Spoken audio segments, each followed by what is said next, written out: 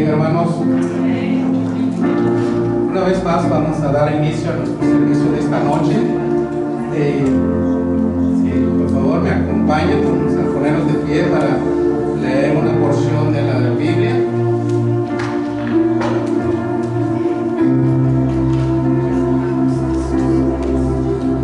¿Cuántos vienen cansados? Agotados espiritualmente.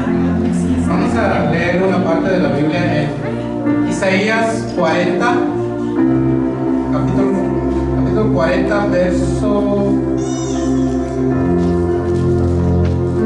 29 al 31. ¿Qué dice la palabra de Dios acerca de nuestro cansancio? Vamos a leer Isaías 40, 29 al 31. La palabra de Dios se lee en el nombre del Padre, del Hijo y del Espíritu Santo. Dice así: Él da esfuerzo al cansado y multiplica las fuerzas al que no tiene ningunas. Los muchachos se fatigan y se cansan, los jóvenes flaquean y caen, pero los que esperan en Jehová tendrán nuevas fuerzas, levantarán alas como las águilas, correrán y no se cansarán, caminarán y no se fatigarán. Vemos estas palabras fueron pronunciadas en el tiempo de Isaías, y vemos que el pueblo de Israel siempre caía una y otra vez, como sabemos la historia. Y esta naturaleza sigue siendo la misma. Hoy en día también a veces por los problemas nos decaemos, nos sentimos cansados espiritualmente, pero por esa misma razón buscamos la presencia de Dios, y es lo que estamos haciendo en esta noche. ¿Qué nos dice Dios? ¿Cómo nos va a fortalecer? Vamos a orar. Señor, gracias te damos, Padre, por esta porción de tu palabra que hemos leído, Señor. Nos damos cuenta a través de ella, Señor, que la naturaleza de nosotros, tus hijos, Señor, siempre hemos sido débiles, Señor. Cualquier problema nos detiene, Señor, nos cansa. Pero la buena noticia, Padre, sabemos que tú sabes, conoces a cada uno de nosotros, conoces nuestros problemas, Señor, y tú nos dices, Señor, que nos elevarás como las águilas, Señor. Gracias por esa palabra, Señor, porque así eres tú con nosotros, Señor. Conoces, Padre, que es nuestra debilidad, pero sabemos que en esta noche, Señor, nos estás hablando, que nos das fuerza para renovar nuestra fe una vez más, renovar nuestro espíritu, para llenarnos de tu palabra en esta noche. Gracias te damos, Dios, te invitamos que vengas, que se haga presente tu espíritu, Señor, que nos toque, que nos hable, que nos sane, que nos libere, Señor, en esta noche, Señor. Esta es nuestra noche, porque sabemos que estarás con nosotros, con cada uno de nosotros, Padre. Tú que conoces el cansancio de cada uno de nosotros, Señor. Te pedimos, te rogamos, Señor. Te alabamos, Señor, porque tú eres el único que puedes hacer esta obra en nuestra vida, Señor. Y estamos seguros, tenemos la firmeza que lo harás esta noche, Señor, con tu santa palabra. Te alabamos y te adoramos por la alabanza, Señor. En tu nombre todas las gracias, Señor Jesús. Amén. Alabemos a nuestro Dios. Amén, gloria a Jesús. Como dijo nuestro hermano, esta semana quizás estamos en miércoles y uno se pone un poco cansado en medio de la semana, amén. Así que logramos ustedes a que pongan su enfoque en nuestro rey y no en quizás lo que sentamos en nuestro cuerpo, porque si nos podemos a pensar en eso, nos dejamos llevar por, ay, me duele esto, me duele aquello, o tengo mucho que hacer. Yo sé que en mi mente hay muchas cosas que tengo que hacer, pero dediquemos estos minutos, aunque sea, a poner nuestro enfoque en el Rey de Reyes y Señor de Señores. Amén. Amén. Únanse a nosotros.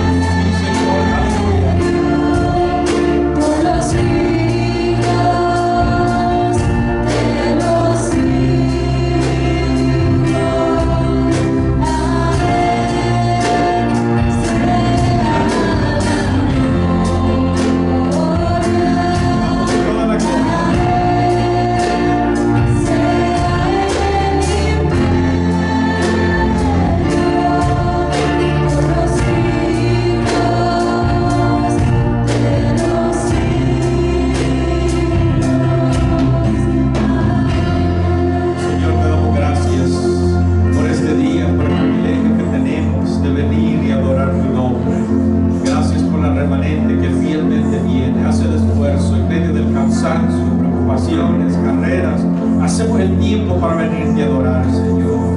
La palabra dice que tú honras a los que te honran, y en esta tarde te honramos, Señor. Bendecimos tu nombre. Ponemos toda necesidad en tus manos, toda carga, toda preocupación la ponemos en tus manos, de que tú obrarás en esas situaciones que están fuera de nuestro control, fuera de nuestras fuerzas, fuera de nuestros recursos.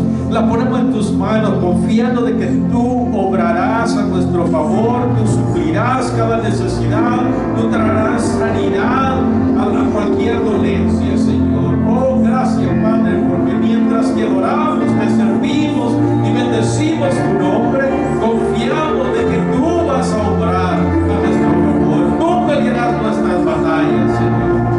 En el nombre de Jesús. Amén y amén. Denle un aplauso al Señor.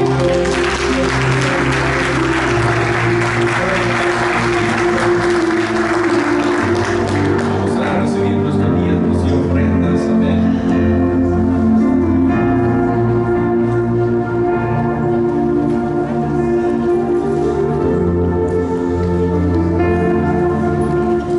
Vamos a orar. Padre, te damos gracias nuevamente por la bendición que tú nos das de poder dar de nuestra adoración, de nuestro tiempo, de nuestros recursos, lo mucho que tú nos has dado.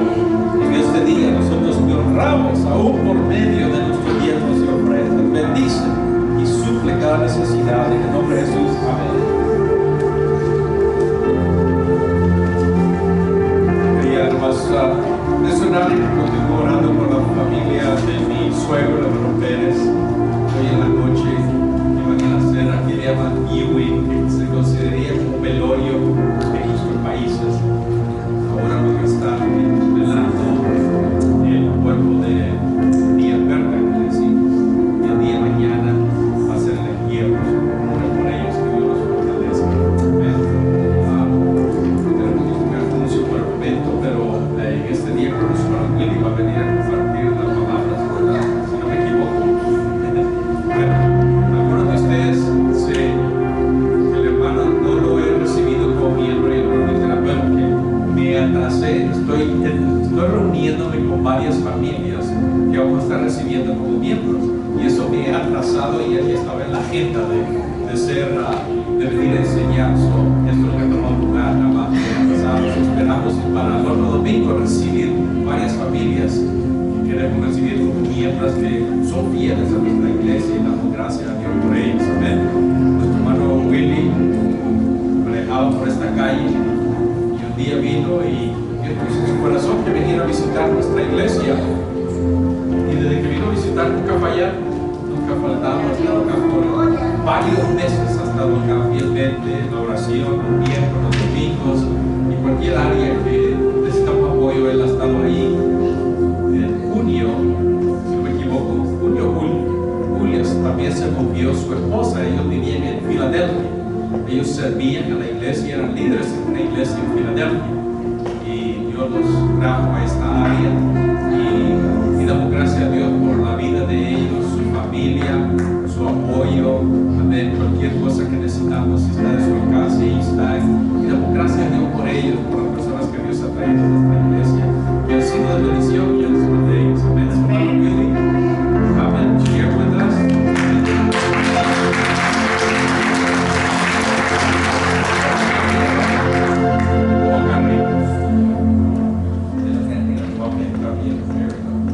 De ahí los niños pueden pasar a su clase, y la clase que ellos tienen es también.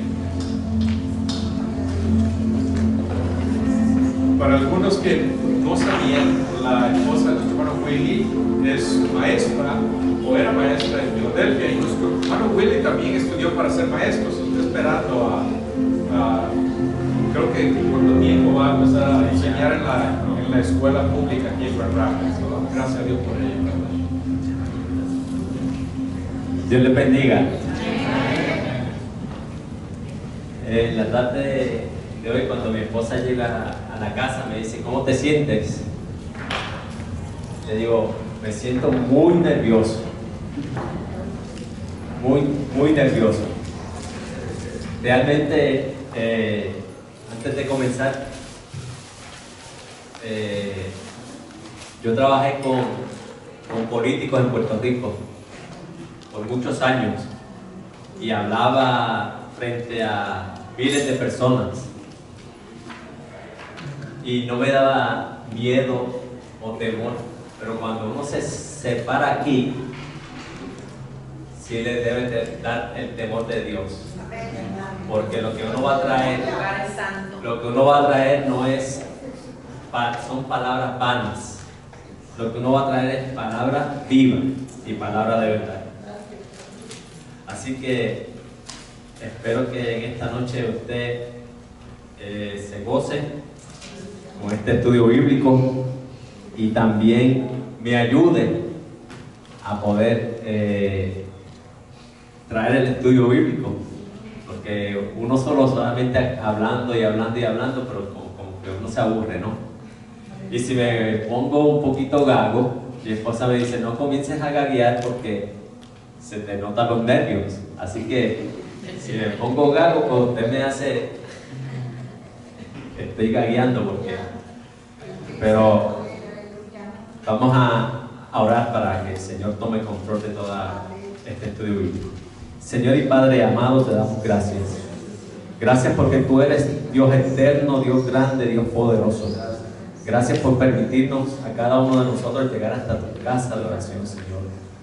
Gracias porque tú eres Dios que nos das, oh Dios de la gloria, la sabiduría para traer tu palabra, Señor. Bendícenos, bendice a cada hermano, que esta palabra la llegue a su corazón y la atesore en esta hora. En el nombre poderoso de Jesús. Amén. Vamos a hablar de Mateo 17. Regresa, por favor. Mateo 17, del 1 al 13, de la transfiguración de Jesús. Así que, para comenzar yo pues en esta iglesia a dar algunas clases, este tema que me dejó el hermano pues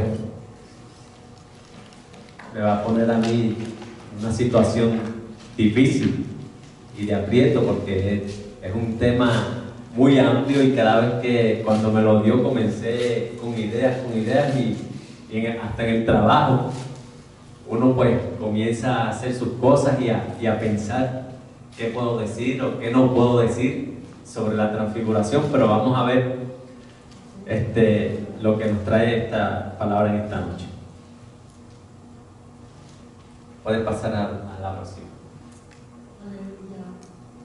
3 discípulos, 6 días u 8. ¿Qué sucede? Que Mateo y Marcos nos indican que 6 días después de haber Jesús predicho su muerte, salieron al monte o a la montaña. Pero también Lucas nos indica que son 8 los días. Y es como que una contradicción, pero la palabra no se contradice. La palabra no se contradice. Lo que sucede es que en el caso de Lucas era el escritor, y yo creo que para mí en Lucas fue el que más, el número que dio exacto, porque Lucas, si vemos todo el libro de Lucas, da mucha más detalles de la vida de Jesús. Así que en este caso pues yo creo que son 8 días.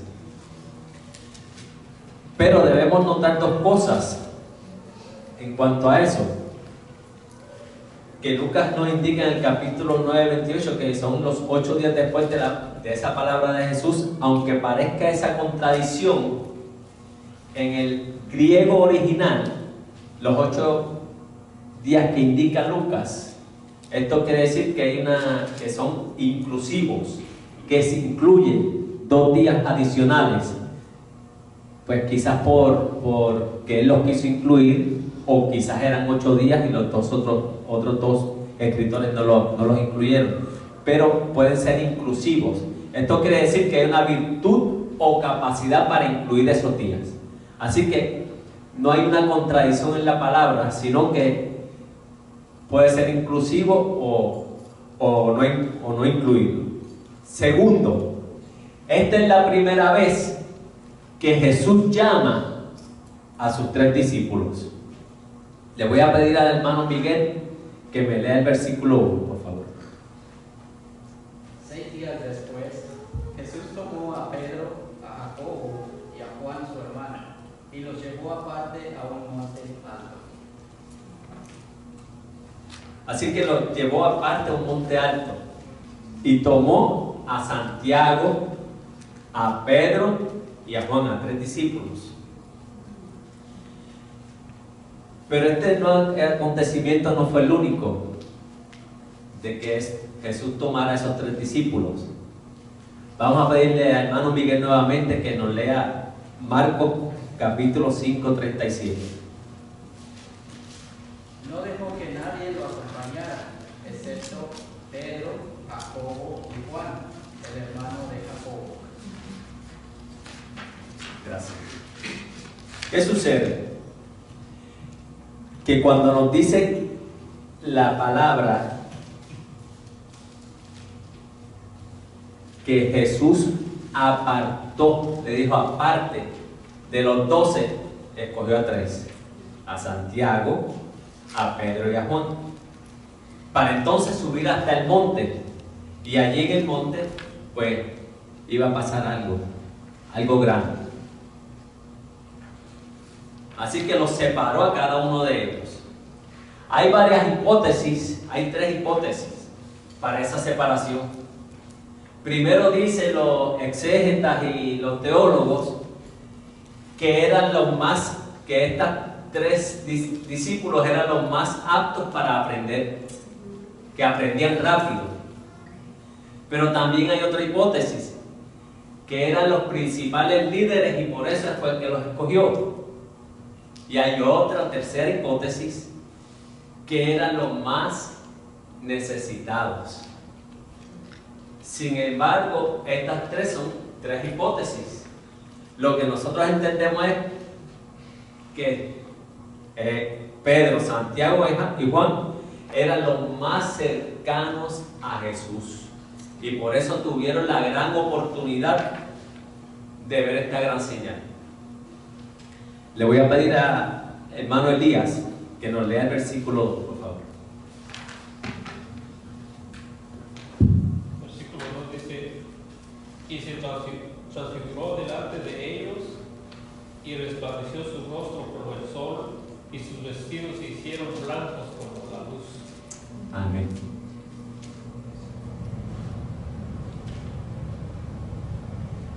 ¿Qué significa la transfiguración? Según la Real Academia Española, el diccionario de la Real Academia Española, es un estado glorioso en que Jesucristo se mostró entre Moisés y Elías. Puede pasarlo al lado, por favor. Según el diccionario de Alfonso López, el término griego que se traduce como transfiguración es metasquematizo, relacionado con la palabra metamorfo, que se pone como transformados. Así que morfo quiere decir de la metamorfosis, por eso es que se transforma. Entonces, ¿qué? En 2 de Corintios 3:18 nos dice: por tanto, nosotros todos mirando a cara descubierta, como un espejo la gloria del Señor, somos transformados de gloria en gloria en la misma imagen, como por el Espíritu del Señor. Esto quiere decir que al nosotros aceptar a Jesús como nuestro Salvador, somos transformados mediante la obra del Espíritu Santo en nosotros. Eso quiere decir la transformación.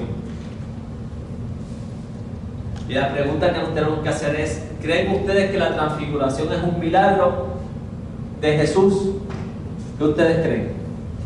¿Es un milagro de Jesús o no es un milagro? ¿O qué creen? ¿Creen ustedes que la transformación es un milagro de Jesús?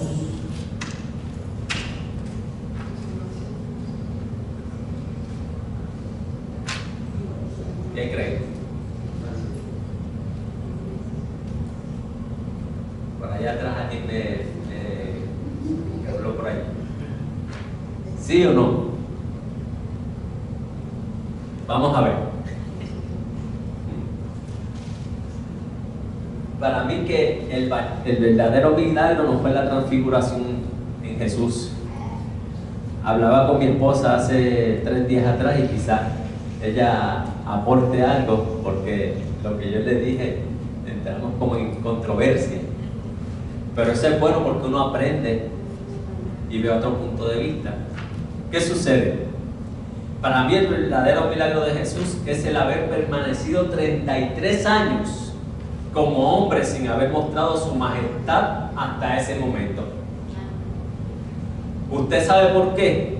Porque Cristo dejó su gloria para hacerse hombre y salvarnos del pecado. Así que la majestad y la gloria de Cristo permanecían en Él, pero no podía ser revelada a la humanidad hasta ese momento y después que Él resucitara. Eso es lo que nos dice la palabra más adelante. Así que, ¿me va entendiendo? Así que la majestad y la gloria de Dios, de Jesús, permaneció con Él desde que estaba en el vientre de su madre. No se apartó de Él. Ahora, como Él vino como hombre, pues vamos a ponerlo desde un punto de vista humano. Quizás como hombre no era tan agraciado, hermoso, pero cuando estaba en su majestad, y cuando está en su majestad, la hermosura de Dios brilla como el sol, resplandece. Esa es una opinión mía personal de cuando dije que no era hermoso, sino que para tener una visión más clara. El relato de este acontecimiento nos indica que la transfiguración y sus rostros resplandecían como el sol. En Apocalipsis 1:16 nos indica lo siguiente: tenía en su diestra 7 estrellas, de su boca salía una espada aguda de 2 filos, y su rostro era como el sol cuando resplandece en su fuerza. ¿Usted ha mirado el sol directamente? Resplandece y usted se queda y después mira hacia abajo y no ve, porque el resplandor está en sus ojos.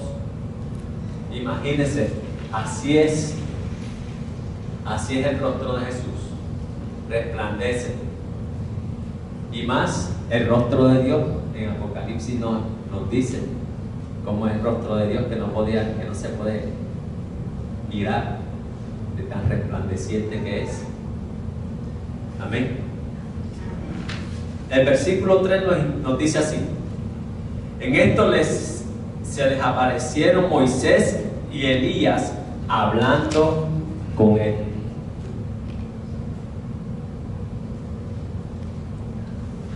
Así que aparecen 2 personajes en escena importantísimos: Moisés y Elías. Moisés representa la ley y Elías representa a los profetas. Y ellos fueron a hablar allí con Jesús de algo muy importante. Fueron a hablar con Jesús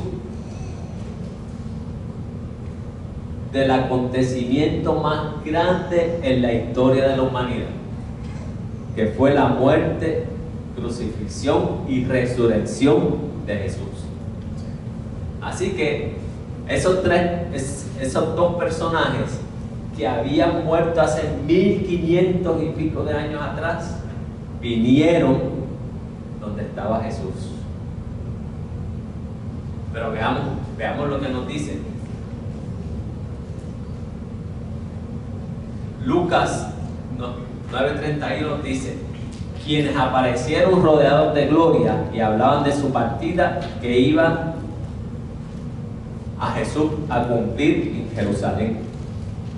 Así que cuando Jesús estaba allí, estaba hablando con Moisés y Elías de su partida pero que eso iba a acontecer en Jerusalén.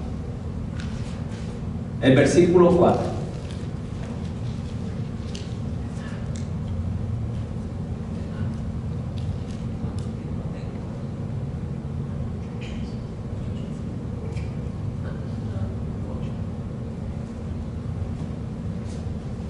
No tenía la hora, así que no tenía el reloj. Tratar de revisar o poner el luz. Versículo 4 dice así: entonces Pedro dijo a Jesús: Señor bueno, es que estemos aquí. Si quieres, haré aquí 3 enramadas, una para ti, otra para Moisés y otra para Elías.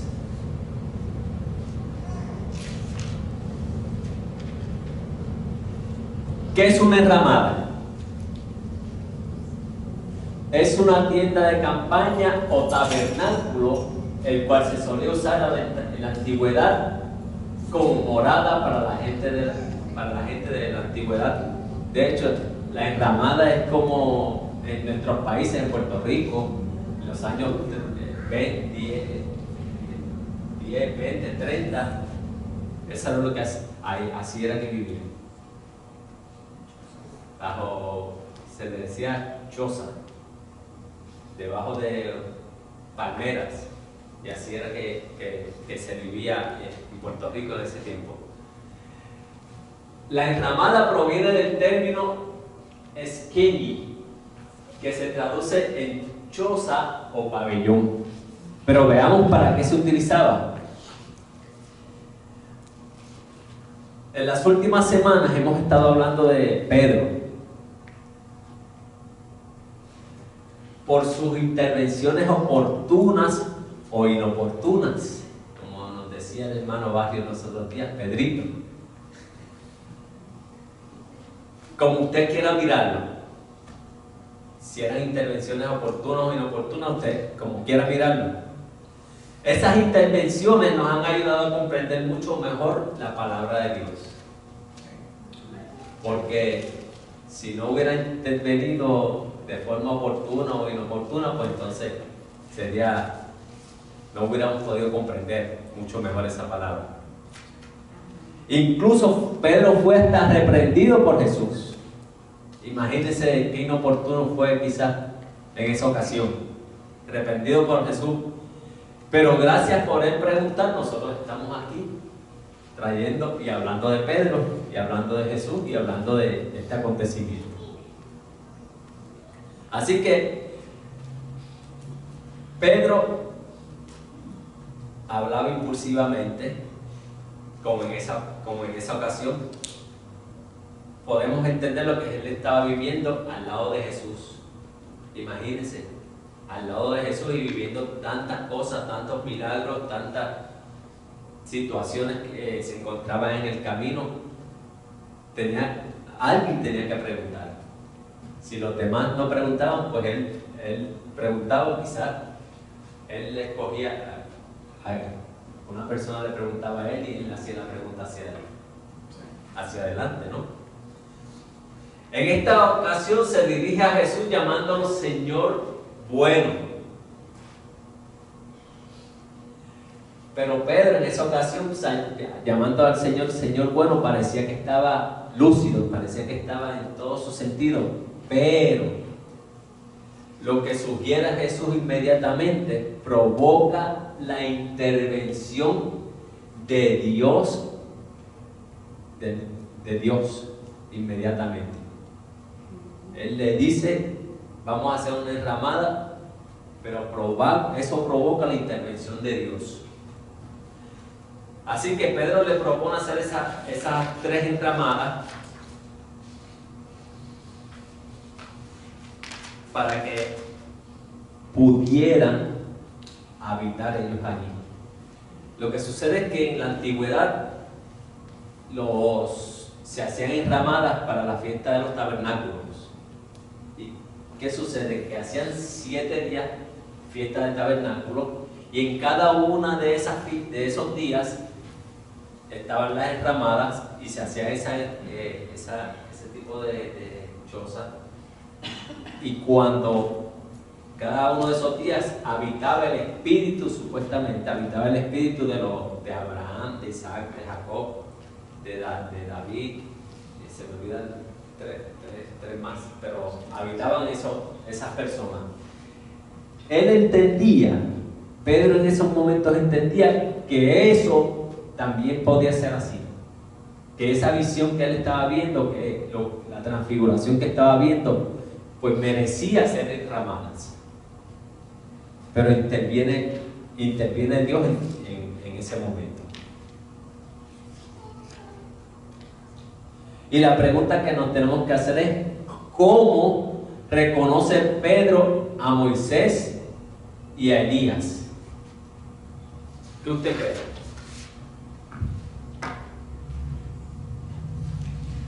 ¿Cómo reconoce Pedro a Moisés y a Elías?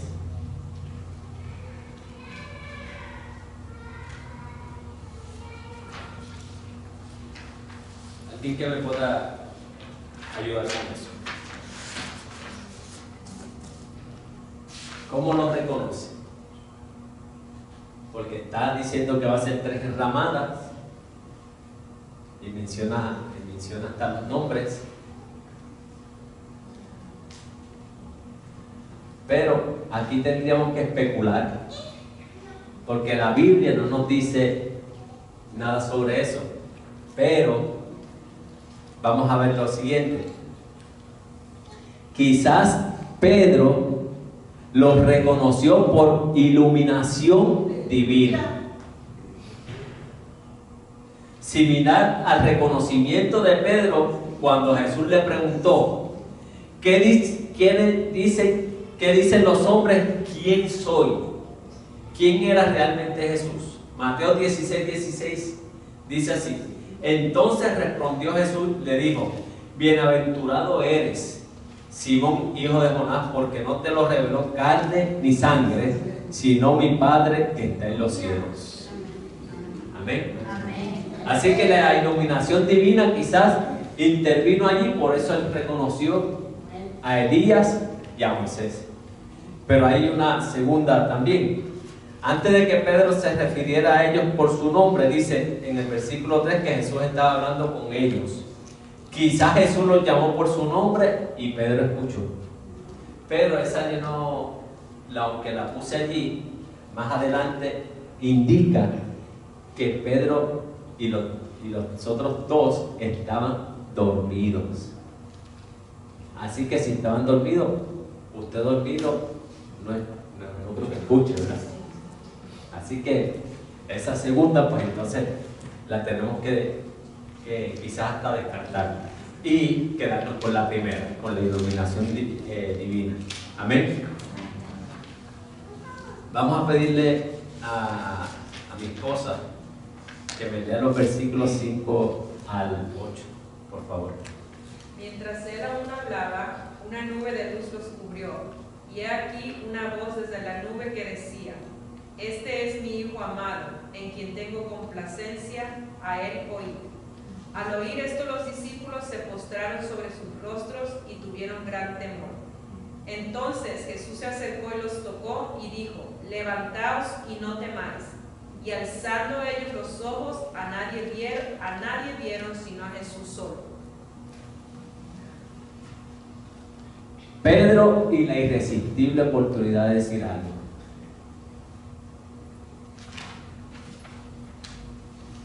Pedrito, como le dice el hermano Barrio, nunca pudo resistir la oportunidad para decir algo. Cualquier ocasión era buena para él.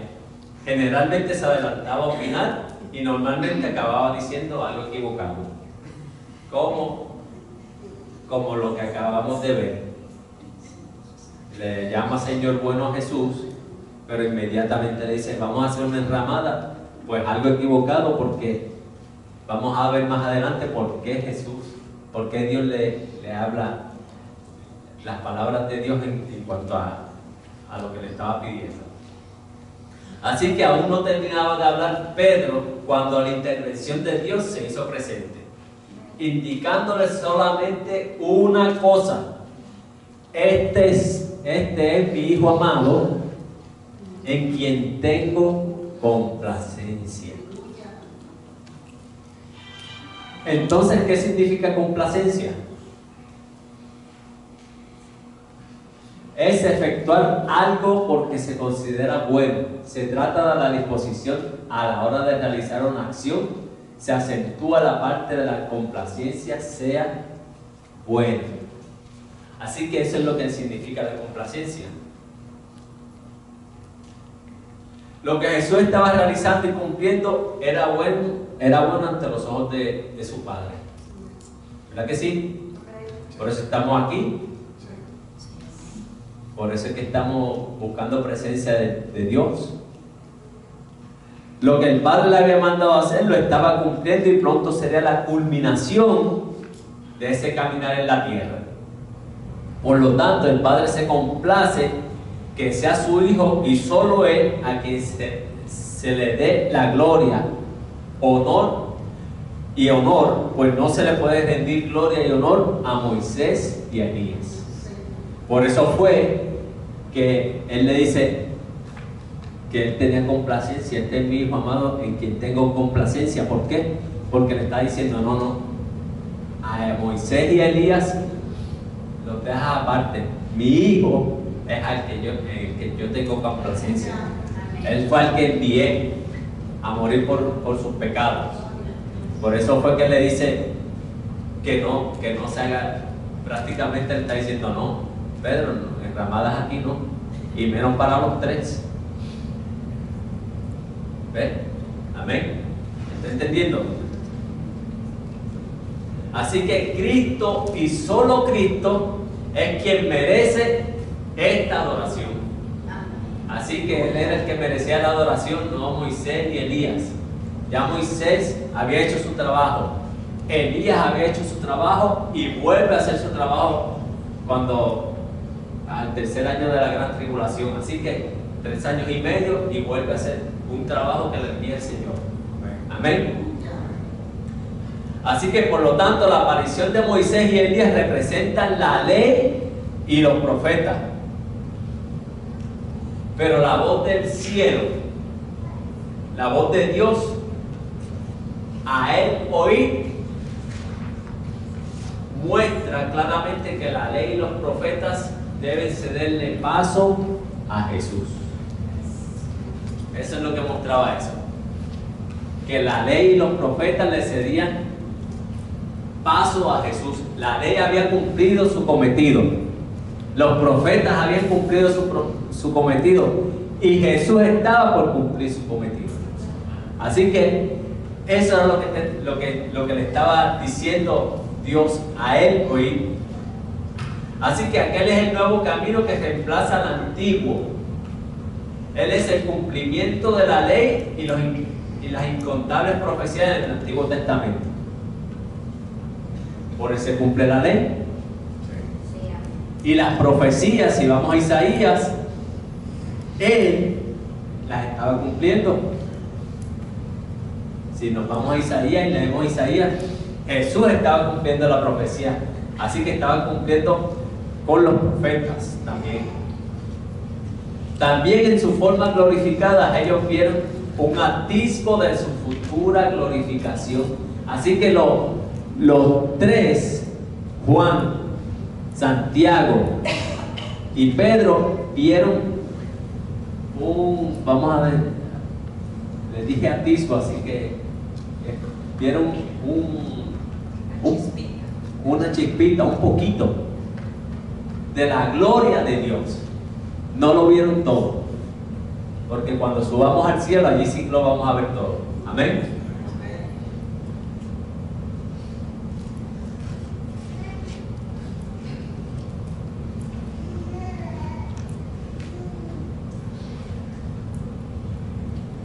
Los discípulos se llenaron de temor. Aunque los discípulos se llenaron de temor, no olvidaron ese día. Y vamos a verlo por qué no lo olvidaron. Juan escribió en su evangelio: y vimos su gloria, gloria como del unigénito del Hijo del Padre, lleno de gracia y verdad. Juan 1:14, si lo quiere luego buscar. Así que no se olvidó Juan de lo que había visto en ese monte. Pero Pedro también escribió sobre eso. No seguimos fábulas ingeniosamente inventadas. Imagínense.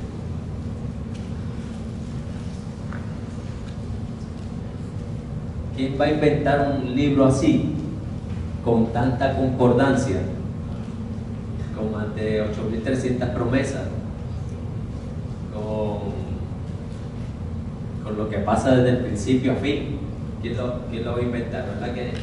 Así que no era invento lo que estaba pasando en ese monte. Y dice, sino que fuimos testigos oculares de su majestad. Pues cuando él recibió honor y gloria de Dios Padre, la majestuosa gloria le hizo esta declaración: este es mi Hijo amado, en quien me he complacido. Y nosotros mismos escuchamos esta declaración hecha desde el cielo cuando estábamos con él en el Monte Santo. Prácticamente él lo registra, Pedro lo registra, porque prácticamente, aunque estaban los tres allí, se lo había dirigido prácticamente a él, porque él fue el que propuso la enramada. Así que le estaba diciendo lo que había pasado en aquel monte. Déjame darle un poquito más de prisa, ya estamos en el versículo 9. Y dice así: y como descendieron del monte, les mandó Jesús diciendo: no digáis a nadie la visión hasta que el Hijo del Hombre resucite de los muertos. ¿Y por qué esperar hasta la resurrección? ¿Y por qué contarle en aquel momento? Y es porque era una parte de la historia del Evangelio que explica que Jesús, como Cordero Perfecto de Dios, sería probado por 3 años y en aquel instante se encaminaba hacia la cruz para morir por los pecados del mundo. Así que, y cuando dice probado por 3 años, porque él comenzó su ministerio a los 30. Así que, por eso es que estamos allí indicando los 3 años. No comenzó el ministerio cuando nació, sino allá, 30. Versículos 10 al 13. Yo creo que se lo entregué al hermano Manuel. 10 dice así: entonces sus discípulos le preguntaron diciendo: ¿por qué pues dicen los escribas que es necesario que Elías venga primero? Respondiendo Jesús y les dijo: a la verdad, Elías viene primero y restaurará todas las cosas. Mas os digo que Elías ya vino y no lo conocieron, sino que hicieron con él todo lo que quisieron. Así también el Hijo del Hombre padecerá de ellos. Entonces los discípulos comprendieron que les había hablado de Juan el Bautista. Un segundito. Vemos aquí que la pregunta de los discípulos dio lugar a una afirmación extraordinaria, en la cual Jesús confirmó lo dicho por el profeta Malaquías, en Malaquías 4, del 5 al 6.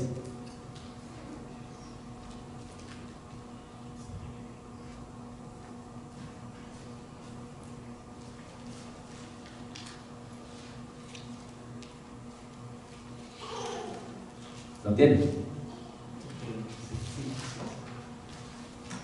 He aquí yo os envío el profeta Elías antes que venga el día de Jehová, grande y terrible. Y él hará volver el corazón de los padres hacia los hijos y el corazón de los hijos hacia los padres, no sea que yo venga y hiriera la tierra con maldición. Amén. Esta declaración ha suscitado muchas preguntas. Si Juan el Bautista era realmente Elías, lo que podemos indicar es lo siguiente: que Juan el Bautista fue el Elías de la primera venida del Señor. Así que en este pasaje el Señor estaba intentando anticipar el argumento de que Jesús tenía que morir en la cruz del Calvario, porque Juan el Bautista no había sido Elías. Y Elías en efecto debía venir antes de que Cristo regresara para establecer su reino. Así que Juan hizo el papel de Elías como profeta en la primera venida del Señor. Pero Elías va a venir, como lo mencioné ahorita, cuando antes de la segunda venida del Señor. La Biblia nos habla de dos profetas. De esos dos profetas, en Apocalipsis 16, si no me equivoco, esos dos profetas, entre uno de esos es Elías. Así que va a venir a restablecer, dice la palabra, restablecer muchas cosas. Entonces, ¿qué sucede? Que Elías va a venir en antes de la segunda venida del Señor y se establece, y eso se queda establecido. Así que Juan habría sido el Elías que había de venir, pero no fue así, porque así como no reconocieron el ministerio de Juan, Jesús también sería repudiado. Usted sabe que no reconocieron el ministerio de Juan y por eso es que el Señor también fue repudiado. Y por segunda vez el Señor mencionó su cercana crucifixión.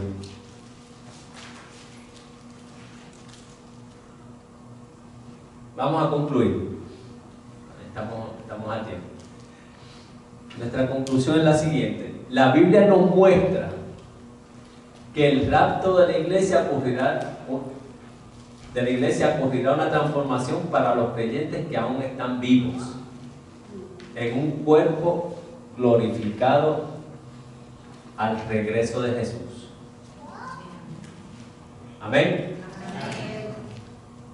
Por eso Pablo, en la carta a los Corintios, capítulo 15, 53, les dice: porque es necesario que esto corruptible sea vestido de incorrupción y que esto mortal sea vestido de inmortalidad. Está hablando del pueblo, está hablando de nosotros, que debemos vestirnos que debemos ser incorruptibles y nos vamos a vestir de inmortalidad. Así que usted, si está vivo cuando se levante la iglesia, si no ha fallecido, pues si falleció ya no lo va a ver. Pero si está vivo, cuando se levante la iglesia, usted ha aceptado al Señor como su Salvador, usted ha seguido los pasos de Cristo. Mire, no va a haber despegado de la tierra cuando su cuerpo va a ser transformado. Amén. Así que Dios les bendiga y espero que hayan disfrutado del estudio.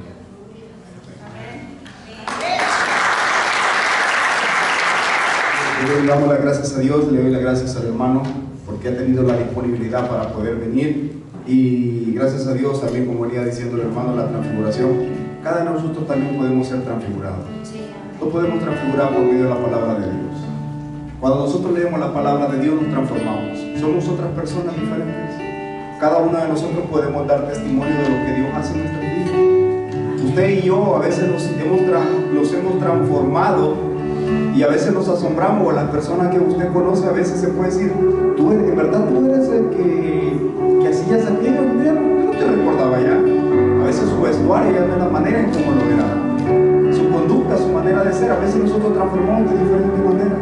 Conforme nosotros vayamos y nos vamos entendiendo la palabra de Dios, también Dios nos viene transformando a nosotros. Entonces la palabra de Dios, por eso es que es viva, porque cada uno cuando habla la palabra nos ayuda a nosotros. Y también ayuda que cuando toda su familia a veces está en momentos difíciles, es ahí donde la palabra de Dios también nos enseña. Vamos a orar. Señor, te damos gracias en esta hora porque tú has sido bueno. Gracias, Señor, por tu palabra. Gracias por el hermano, Señor Will, Padre Santo, que ha traído tu palabra. Gracias por esa enseñanza, Señor. Bendice a su familia, Padre Santo. Bendice a cada uno de los hermanos, Padre Santo. En el nombre de Jesús, amén. Póngase de pie, hermano. Vamos a dejar el grupo de alabanza. El Espíritu de Dios está